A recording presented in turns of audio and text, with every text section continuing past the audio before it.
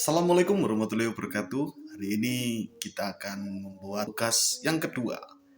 Dan saya sendiri adalah Candika Putra dengan nomor induk mahasiswa 860319676. Ayo. Oke, teman-teman, pernahkah kalian bertanya mengenai mengapa pendidikan harus memiliki metode, tujuan, dan nilai yang jelas? Nah, disinilah peran penting filsafat ilmu. Oke, jadi teman-teman semua, filsafat ilmu itu bukan hanya sebatas teori abstrak, tetapi menjadi dasar untuk memahami arah, tujuan kebenaran, dan juga makna pendidikan.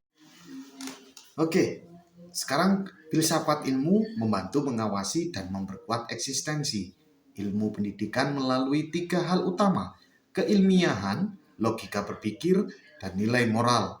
Pertama, filsafat ilmu memastikan bahwa pendidikan berkembang secara ilmiah. Artinya, metode pembelajaran, penelitian pendidikan, hingga evaluasi harus berdasarkan data dan pemikiran rasional, bukan sekedar asumsi. Nah, untuk yang kedua, filsafat ilmu menjaga identitas ilmu pendidikan agar tetap relevan dengan kebutuhan manusia dan perkembangan zaman. Nah, untuk yang ketiga nih, filsafat ilmu menanamkan nilai-nilai seperti keadilan, etika, tanggung jawab, dan kemanusiaan dalam proses pendidikan. Hubungan pendidikan dan filsafat ilmu bersifat timbal balik. Pendidikan yang bermakna justru memperkuat perkembangan filsafat ilmu. Ketika pendidikan mampu membentuk manusia yang kritis, kreatif, dan reflektif, maka akan muncul pertanyaan-pertanyaan baru tentang cara belajar, tujuan pendidikan, dan nilai kehidupan. Dari sinilah filsafat ilmu terus berkembang untuk menjawab tantangan zaman, seperti perkembangan teknologi, kecerdasan buatan, hingga krisis moral di era digital. Oke, selanjutnya, filsafat ilmu sering disebut sebagai pisau analisis. Mengapa begitu? Karena mampu membedah persoalan pendidikan melalui 3 sudut pandang yang sebelumnya pernah saya bahas, yaitu ontologi, epistemologi, dan aksiologi. Di sini ontologi membahas apa hakikat pendidikan.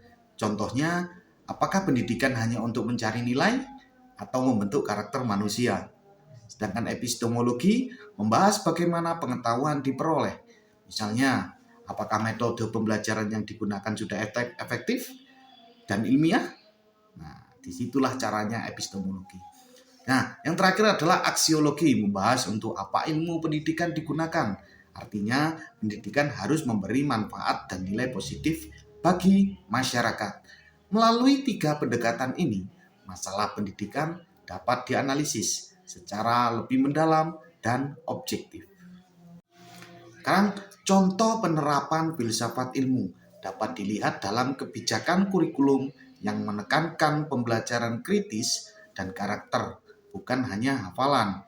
Dalam proses pembelajaran, guru tidak lagi menjadi satu-satunya sumber ilmu, tapi menjadi fasilitator yang mendorong siswa berpikir aktif dan reflektif.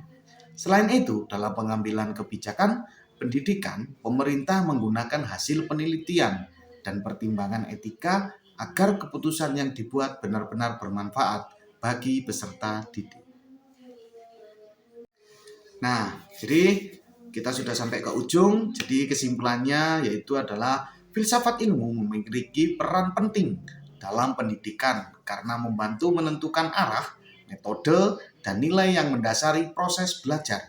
Dengan filsafat ilmu, pendidikan tidak hanya menghasilkan manusia yang cerdas secara akademik, tapi juga bijaksana dan bermakna bagi kehidupan. Terima kasih.